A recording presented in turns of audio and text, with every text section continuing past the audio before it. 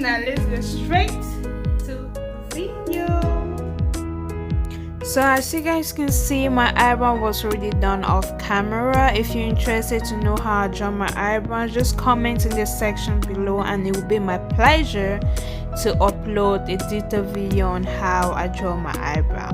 So here I'm using the black cream base for my black smoky eye, and that I'm gonna apply that on my eyelid. So my eyelid was already primed with concealer, and I'm just gonna apply that black base on the eyelid. So pretty much everything I'm gonna do here is gonna be visual learning, and I'm not gonna talk a lot on how, you know, I do my makeup and all that.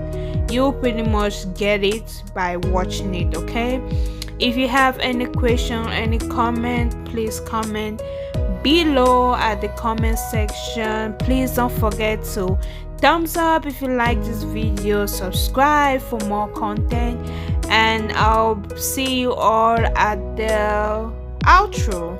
Okay, enjoy this video and enjoy yourself, and you know, always stay beautiful, because this is the beauty family and we are here. No matter how you think you be, oh, this girl is pretty, please, I'm not prettier than you, I'm not beautiful than you.